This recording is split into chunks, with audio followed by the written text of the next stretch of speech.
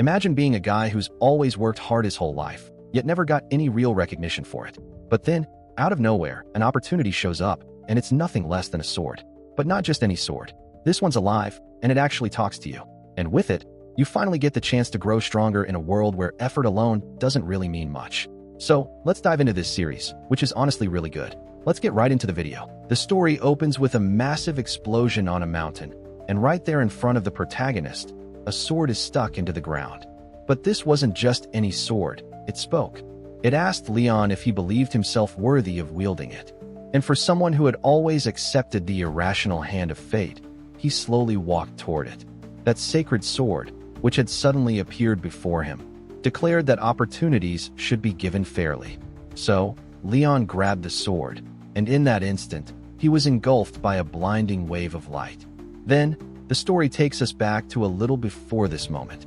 In this world, hard work means almost nothing. It's a world ruled by pure irrationality. We see the protagonist in the middle of a duel, losing right after being disarmed. He falls to the ground, injuring his hand, furious that his opponent isn't even taking the fight seriously. He yells, asking if it isn't worth fighting him for real. The opponent replies that no one else in the academy can fight at his level, so yes, he is taking it seriously. Meanwhile, the guy waves at the audience, making Leon even angrier, saying he's just toying with him. The opponent admits he went easy on him, but adds that Leon seems to have improved compared to before. Enraged, Leon grabs his sword again and charges, shouting that attitude is exactly what he hates the most. But the opponent easily blocks every single strike, showing off for the crowd the entire time. Still, the spectators can't help but acknowledge that Leon's holding up well. After all, everyone else had been defeated with just a single blow. Some of them even start wondering if maybe it's because they share the same name. Although Leon, the blonde one, was undeniably better looking, both of them had their names written the same way. And once again, the protagonist loses. Later, sitting in the shade, he reflects on how frustrating it is to keep trying without ever seeing results. It's been 3 years since that blonde Leon transferred to the academy, and no matter how much he trains, he just can't surpass him. Even though they share the same name, the blonde Leon is different in every way. His looks, his personality. It's like he came straight out of some fairy tale.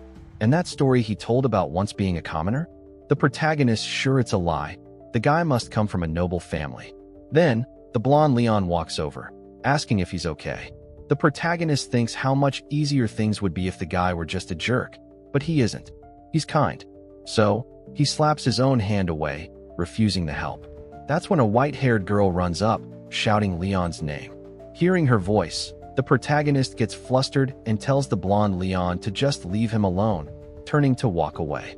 The girl calls out to him, the other Leon, saying she heard everything and that he started another fight with the blonde one again.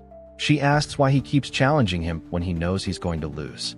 The blonde Leon says that's a bit rude, and when the girl notices the protagonist's bleeding hand, she rushes to him, worried, asking to see it. He pulls it back, insisting he's fine, but she tells him to disinfect it first. Then he snaps, shouting that it's none of her business and that she shouldn't bother with him. Shocked, the girl freezes as he storms off. By nightfall, we see the protagonist still training, swinging a wooden stick like a sword. He thinks to himself that if only he had blonde hair, or a family to support him, or even a master as strong as that guy, maybe things would have turned out differently. In one swing, the wooden sword breaks. Staring at the broken piece, he reflects that, in the end, all he really has is his effort. But in this irrational world, there are far too many walls that can't be broken with effort alone. Then it hits him, today's Leon's birthday. While he's out here training, everyone else is probably celebrating at a grand party in his honor. The protagonist sighs, realizing he's already spent 3 whole years of his life here. Guys, I'm only saying the protagonist because both of them have the same name. So, for now, to make things easier to follow, I'm gonna keep calling him that. The protagonist starts crying, saying he doesn't want to give up. But if everything in life is already decided from the start, then what's the point of trying so hard? He yells out to the goddess, asking what the meaning of his effort is and of his life itself. Feeling embarrassed, he mutters that not even a cooking pot would bother answering him. And right then, a bright light flashes across the sky. Someone asks the blonde Leon if he's seen the other Leon, but he says no. Chloe adds that no one from the dorms has seen him either. So, the blonde Leon assumes the protagonist probably went to the party. Chloe starts wondering where he could be, and Leon jokes that she's being unfair. After all, she's spending time with him right now. But Chloe ignores that and says she's going to look for the other Leon anyway. Then, an old man appears behind them, saying it seems that His Highness has been rejected. Leon gets annoyed, telling the old man, whose name is Gilbert, not to call him that, since no one's supposed to know who he really is. Gilbert replies that someone with royal blood is destined to shine no matter what, and wishes him a happy 17th birthday. And well, only one more year remained before the prophecy of the imperial family would come true. The prophecy said that on the day a member of the imperial family of the Great Chloro Empire, overseen by the current emperor, who fears its fulfillment, meets their end, the citizens will witness the advent of Roderick, the ancient Holy King. Leon says that the old man's expectations for him are pretty high, and that they'll only find out if the prophecy is true next year. But until then, Chloe, gifted with incredible magical talent, was already learning level 4 spells. And Leon, the blonde one, who admired the protagonist for his unmatched mental strength, wished to have both of them by his side. The prophecy also stated that on the day a man bearing the name Leon becomes an adult, a sword that destroys evil will descend from the heavens.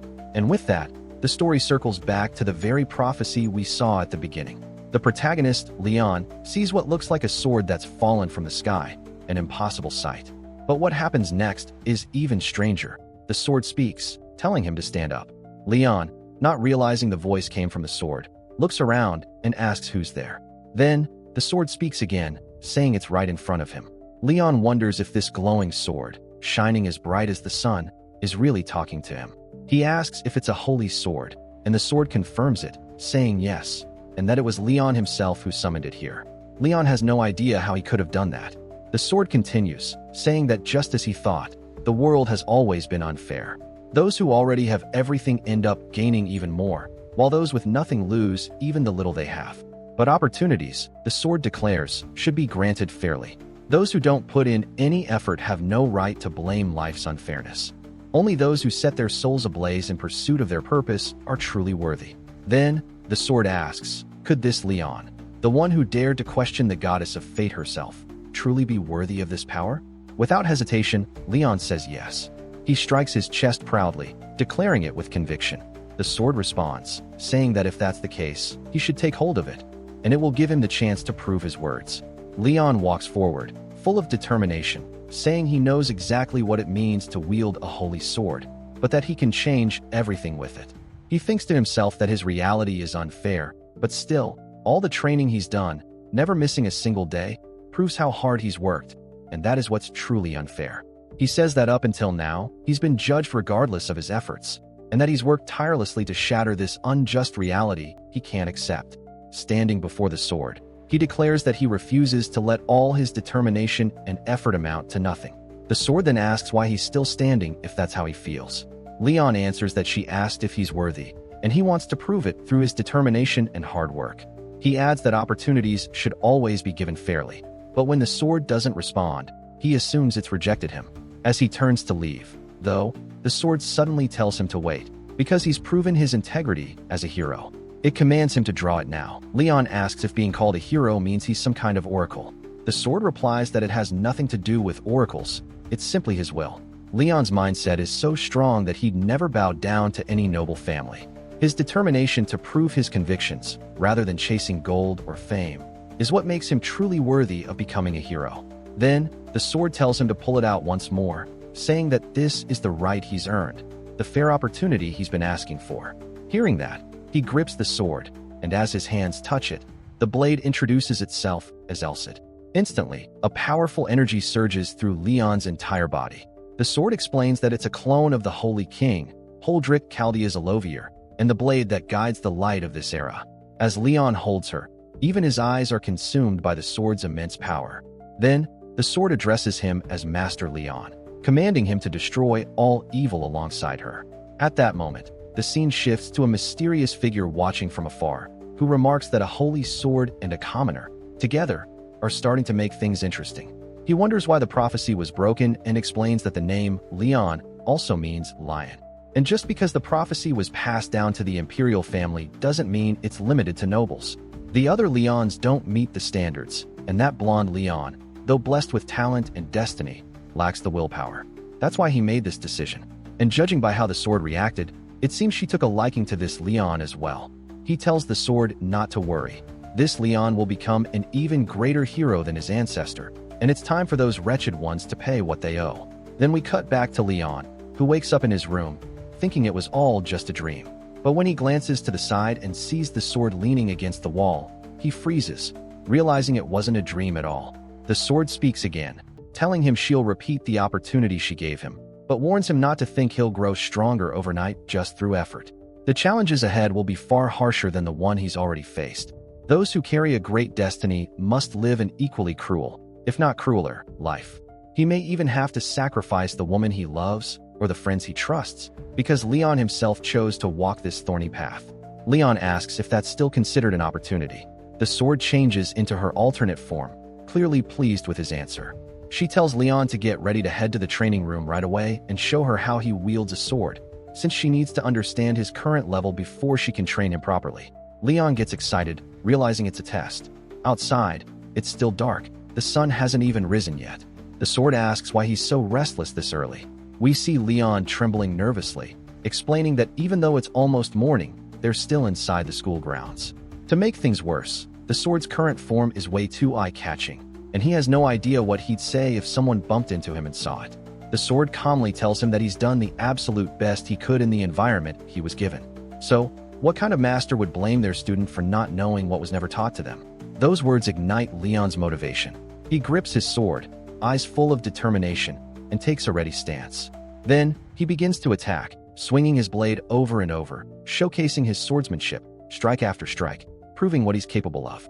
But soon, he realizes something feels different. He's performed these same movements hundreds of thousands of times before, yet now, power is flowing naturally through his arms, all because someone believes he can achieve something.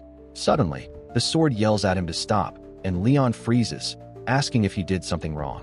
The sword explains that if he keeps going like that with a wooden blade, it won't last long. Right then, Leon's practiced sword shatters completely, and Elsa tells him that he's been unleashing power without even realizing it. Repetitive basic training is useful for mastering control, she says, but even she didn't expect someone without aura to possess such strength. Leon asks what she means by that, and the sword simply replies that he doesn't need to know just yet, but warns him that his skills won't improve if he relies on them blindly. She promises to teach him better when he's matured enough to understand.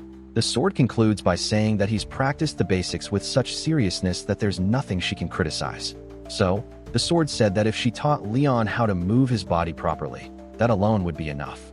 Leon, confused, asked what she meant since they were supposed to be practicing swordsmanship. The sword replied that he couldn't possibly wield a sword without using his hands. Learning how to move the body correctly is the foundation of all martial arts. And even though Leon had trained seriously, this was on a completely different level. Then the sword ordered him to start running, explaining that she was going to test his physical abilities now. Leon asked how long he was supposed to run, and the sword told him to keep going until she said stop, and to also perform whatever movements she commanded while he ran. Leon thought to himself that he was pretty confident in his running skills, but he'd never had to sprint across the training field on one leg or while doing a handstand. Even though he had no idea what purpose any of that served, he didn't care, as long as it made him stronger. Then, that mysterious person appeared again, saying the scene was magnificent and worth painting. He mentioned hearing a rumor known as late blooming. Leon, he said, was like a perfectly shaped vessel. All that was left was to fill it to the brim. Even if he inherited only a fragment of the swordsmanship and experience of the heroes of old, he could still become a master swordsman. However, after 300 years, that mysterious being had no intention of letting his successor stop at the rank of master. In the end, Leon should be capable of slaying dragons with ease. And though he didn't know how powerful the current Demon King was, even half of Leon's potential power would probably be enough to defeat him. Then he turned toward us, the readers, and asked why we looked so surprised. He said his decision was already made, so we'd better watch closely, but for Leon to awaken his full potential, it was going to be like walking through hell. Then, we cut to the classroom, where Leon is completely exhausted, barely staying awake. The sword calls out to him from beside his desk. Leon tries to defend himself, claiming he wasn't sleeping, and the class begins. He uses every ounce of strength left in him to pay attention, but he had spent so much energy on Elsid's physical test the day before that it was almost impossible to stay focused. Still, missing a single lesson wasn't an option. That's when Elsid, the sword, says she's figured out where to start teaching Leon next. She asks Leon what he thinks he's missing, and he guesses, maybe swordsmanship or aura. But the sword says no, it's his eyes. Leon, puzzled, asks what she means, and Elsid explains that the most important things are the eyes, the feet, courage, and strength, in that order. Observation is the most important skill of all. Then comes footwork, followed by courage. Strength comes last. Of course, it's not that strength doesn't matter. It just means the other three are even more essential. Elsid admits she disagrees with a few parts of that philosophy, but she still agrees that the eyes are indeed the most important. Leon thinks to himself that he's never heard of training your eyes before. He wonders if that means his eyesight will somehow improve just by rolling his eyes around. The sword then says that from this point on, Leon is going to learn to see, and she'll show him how useless his eyes have been up until now. Still sitting in the classroom, he wonders what she means by truly seeing. Elsid instructs him to look straight ahead, to use the teacher standing in front of the blackboard as his focal point. She tells him to focus for 10 seconds and memorize what he sees. Leon does as she says, concentrating completely. He sees a dark blue chalkboard, a middle-aged man with gray hair and green eyes, and a wooden pointer in his hand. Then Elsid says time's up and tells him to close his eyes. With his eyes shut, she asks how many lines were written on the board. Leon is caught off guard by the question. She had told him to look only at the teacher, after all. The sword explains that she told him to use the teacher as a point of focus, not to only look at him. Leon tries to remember, but she continues, saying she's sure he doesn't recall. Yet the board was clearly within his field of vision, just like the teacher. She asks if he knows why he can't remember anything about it. Leon admits he doesn't. The sword tells him the answer is simple. It's because he tried to look only at what didn't matter. People waste their eyes far more than they realize. Sure, the brain filters out unnecessary information, but most people never even use their full field of vision. The sword told Leon to focus on his entire field of vision and memorize everything as if it were an image reflected in his eyes, like a drawing.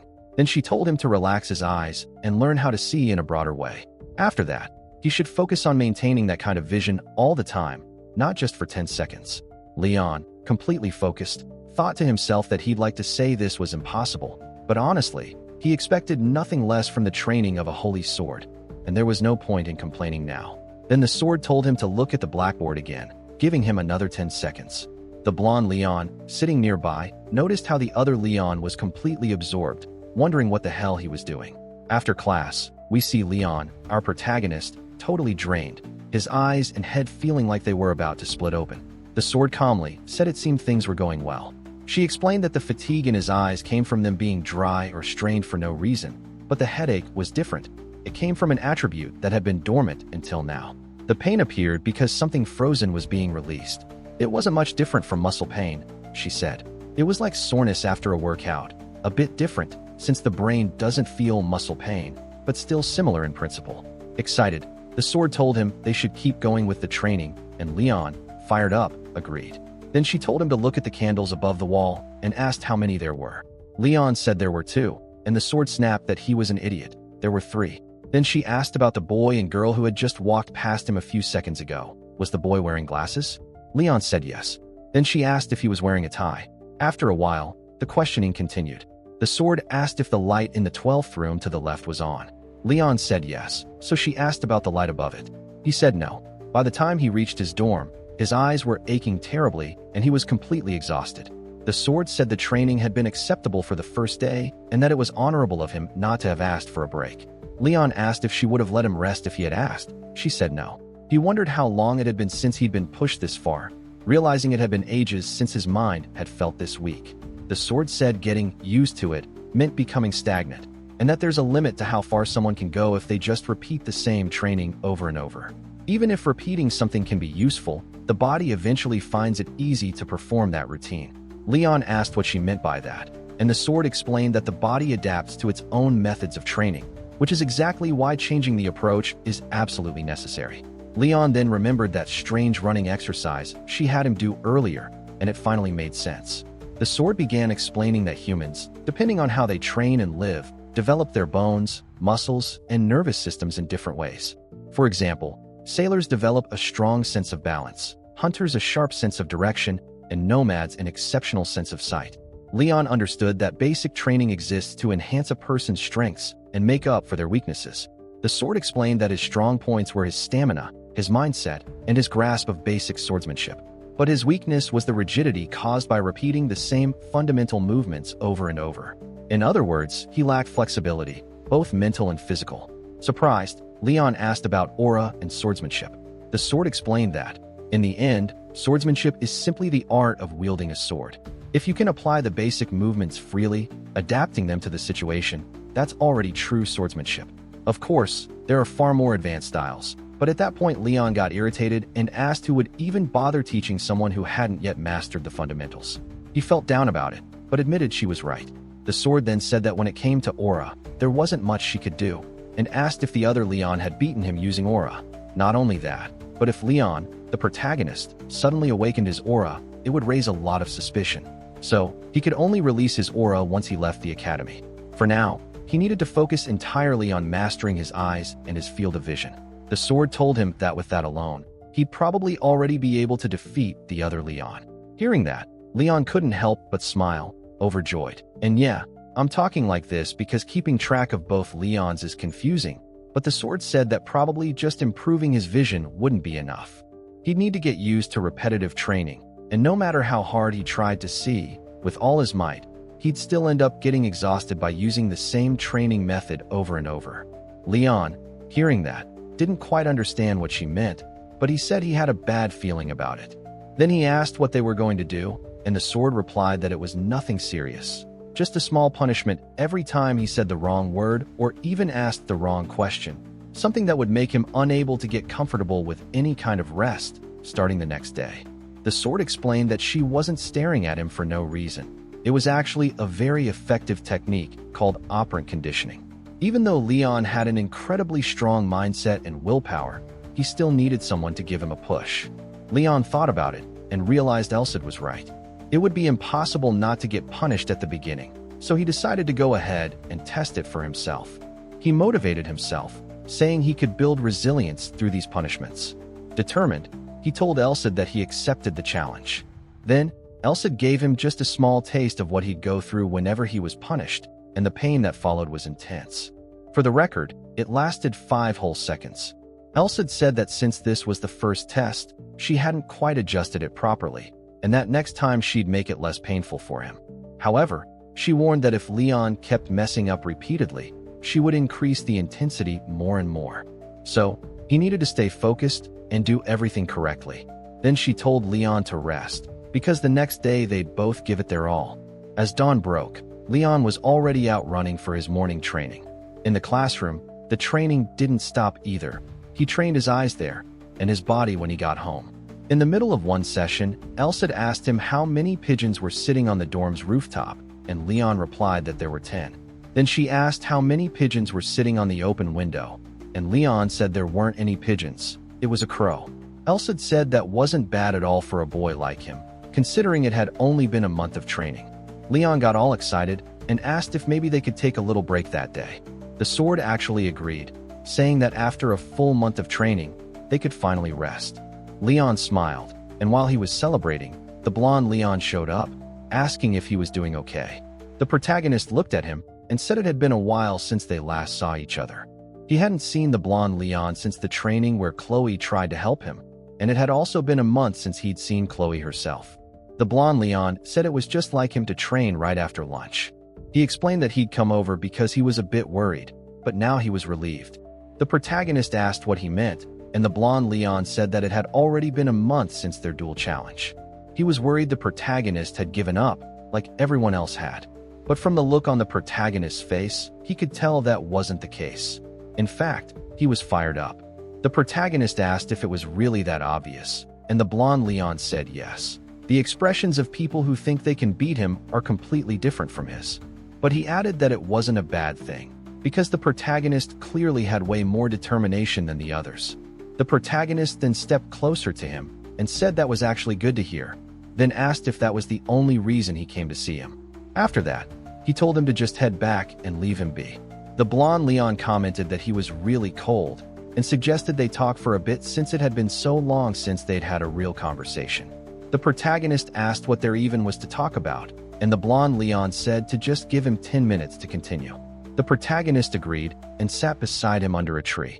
Then the blonde Leon said he was sure the protagonist had already heard the rumor, that he wasn't actually a commoner. The protagonist sighed and asked if they really needed to talk about that, since it didn't seem like the blonde Leon had ever tried to hide it from the start anyway. The blonde Leon looked at him seriously and said that what he was about to say should be taken not as something from a fellow student, but from someone hiding his true identity. The main Leon agreed, and the blonde Leon continued, saying that the only reason he had ever accepted the protagonist's duel challenges was for one particular reason. The protagonist thought to himself that if the blonde Leon had ever refused, it wouldn't have affected him at all. He could have easily avoided the fights and stayed at the top among the strongest cadets. So, the fact that he kept accepting those duels was purely out of his kindness, nothing more than the generosity of the victor. But then the blonde Leon said they should end it. That left the protagonist completely confused. He asked if he really meant to stop everything right there. The blonde Leon clarified that he didn't mean now. He wanted their next duel to be the last one. A fight fought purely through swordsmanship, without aura, just like always. But this time, instead of using wooden practice swords, they would fight with real blades. He added that if he won that duel, the protagonist would have to become his subordinate. The protagonist realized that this was basically a challenge to decide who stood above the other, a declaration of hierarchy, and asked if that meant it was some kind of bet. The blonde Leon said that since it wasn't a magical contract, there was no guarantee the protagonist would keep his word. It was just a verbal promise that could be broken at any moment. But then he smiled and added that maybe that was true for anyone else, but not for the man standing before him. Because the protagonist was too stubborn, too proud, and far too honorable to ever go back on his word. The protagonist asked if that was supposed to be a compliment or not, and the blonde Leon simply said that he'd take the protagonist's word as a guarantee, since he knew he was the kind of guy who'd keep a promise no matter what. Leon then confirmed. If he lost, he'd become a subordinate. But what if he won? The blonde Leon answered immediately, saying he'd give him anything he wanted, as long as it didn't endanger his family's name or honor. Sword techniques, aura mastery methods, even elixirs, whatever he desired. The protagonist agreed and said he'd decide what he wanted on the day of the duel, asking if that was fine. The blonde Leon nodded and told him to let him know when he was ready, since he'd need 3 days to prepare the location. And then, our favorite narrator chimes in. Who will win? Leon, the one chosen by the hero's sacred sword, or Leon, the prince aiming for the imperial throne? This is where the real duel begins. When we return to the protagonist's face, he's visibly nervous. This duel felt completely different from the ones before. The sword asked if he was seriously nervous right now, saying that just moments ago he was talking big to that lazy prince, and now he was scared after coming this far. Leon said it wasn't like that. He just really wanted to know if he'd gotten any stronger. Even though last month's training had been brutal, he still didn't feel like he had improved. Elsid replied that he clearly hadn't noticed it, but he had gotten much stronger, so there was no reason to worry. Vision was a different kind of strength, and of course he couldn't feel it yet, since he hadn't learned how to use it properly. Besides, Elsid said she'd already prepared other training measures for him, so he shouldn't worry at all, and reminded him that he had a physical assessment later that day. Leon groaned, saying he'd completely forgotten about that test. Elsid told him to wait and see, because something beyond his imagination was about to happen, and she bet he wouldn't be able to repeat what he just said afterward. Then we cut to the training field, where the instructor told everyone to line up according to their numbers and start warming up if they weren't feeling unwell. Leon thought back to his last physical assessment. He had ranked 9th. Even though their physical abilities were tested without mana, the top spots were always taken by the nobles. After all, nobles had not only aura but also access to elixirs and professional physical training. So, 9th place was honestly the best he could ever reach under normal conditions. Elsid asked what rank the other Leon held, and he answered, 1st. Elsid said that was expected. It looked like the blonde Leon trained a lot, though probably not as much as the protagonist himself. And now, the first event, even though it was called a short distance run, was actually 2 full laps around the training field, totaling 800 meters. Leon's time, 1 minute and 20 seconds. Elsa then asked how long it had taken the main Leon to finish his run, and Leon said it took him 1 minute and 40 seconds for a full lap, meaning a 20-second difference. But Elsa told him not to get nervous before even trying, because this time, he had him by his side. Leon nodded, saying he understood, and that now he'd put his full trust in his sacred sword. Everyone lined up to get ready for the race, and the instructor raised the flag, signaling them to start.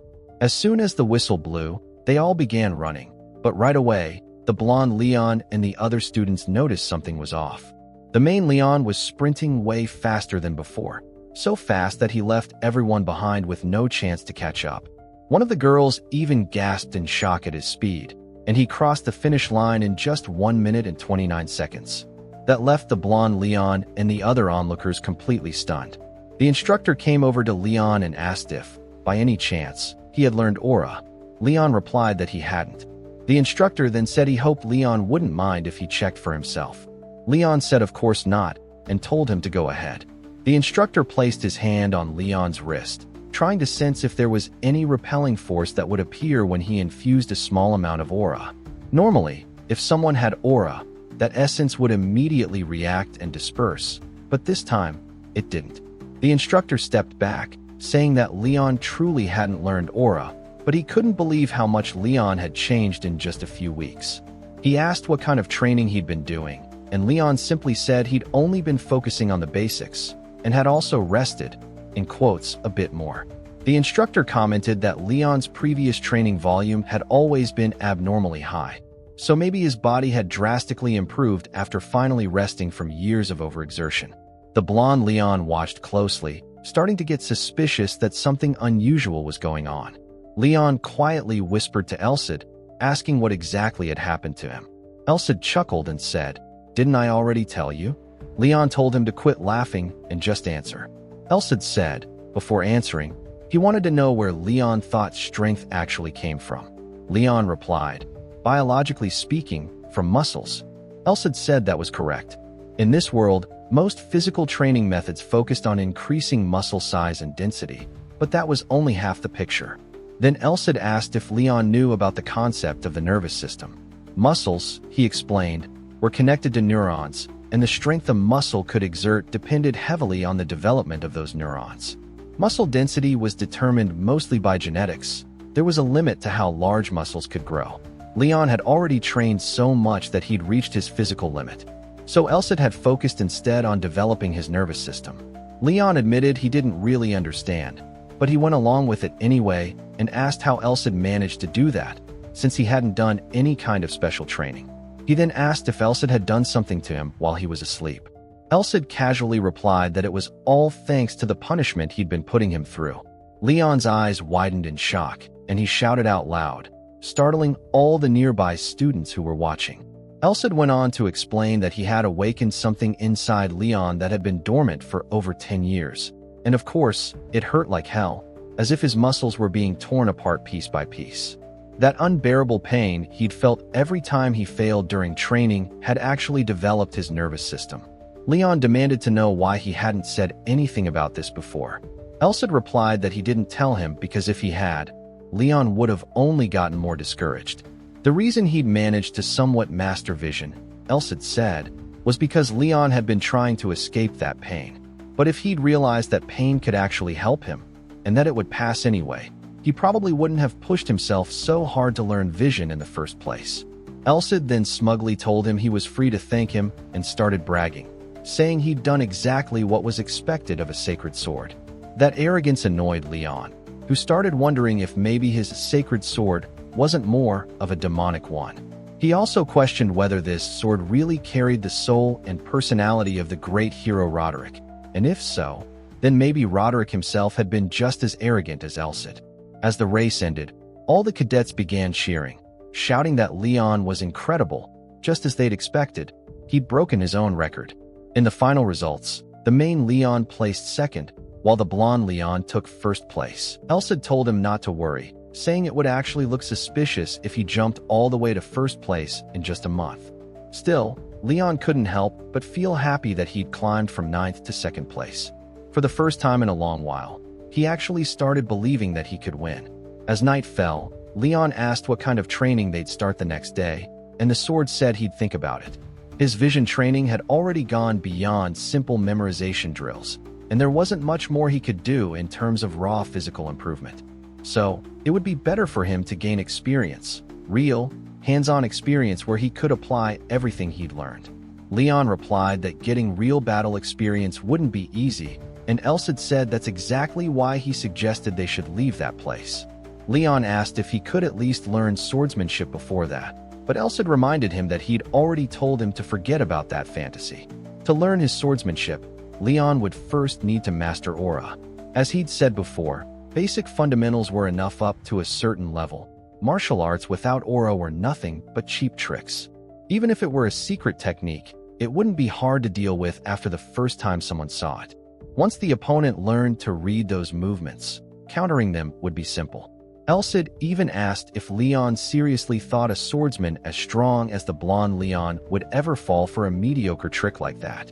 The main Leon then asked what he should do, if that was the case. Elsid told him to use his emotions. A sword honed through years of effort carries real power, and now that Leon's physical abilities had risen to such a high level, not even the other Leon could easily beat him. But he still desperately needed real combat experience. Elsid said he should find someone willing to start a fight with him, even simulate a mugging if needed, just to train in real conditions. Leon immediately cut him off, saying this wasn't some slum and there weren't people like that around. Elsid agreed, saying that was exactly why they needed to go somewhere else. The next day, at the training academy, while Leon was walking through the halls, someone called out to him, asking if he was the commoner named Leon. When he turned around, he saw 3 guys who clearly wanted trouble. Leon immediately noticed from the badges on their uniforms that they were nobles. They started shouting angrily, saying that a mere commoner had taken second place and didn't know his place. They accused him of using tricks and deceiving even the instructor, saying that they wouldn't be fooled like everyone else. Elsid spoke to Leon through his mind, saying that even after 300 years, there were still idiots like that around. Leon replied calmly, saying that if they had a problem with the rankings, they should complain to the instructor, not to him. That only made the nobles angrier, saying they didn't know what kind of trick he'd used.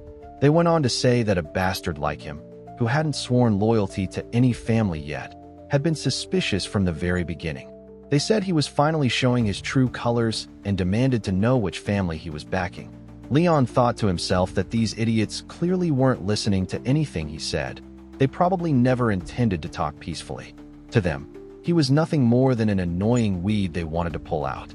Then, another noble descended the stairs, saying no one should be upset, because even though Leon was just a commoner, they all studied at the same school. But Leon should at least find the punishment they were about to give him somewhat honorable. As he approached, the other nobles brightened up, praising him as expected of the pride of the Bubbin family. Elsid asked Leon if that guy was the leader of the group and if he was from a major royal bloodline. Leon answered that he was Wellmont, the second son of the Bubbin family. He was always second place in the physical exams, so he was probably furious that Leon had just stolen that spot from him. After all, before this, the only person ahead of him had been the blonde Leon, but now he was losing to both Leons.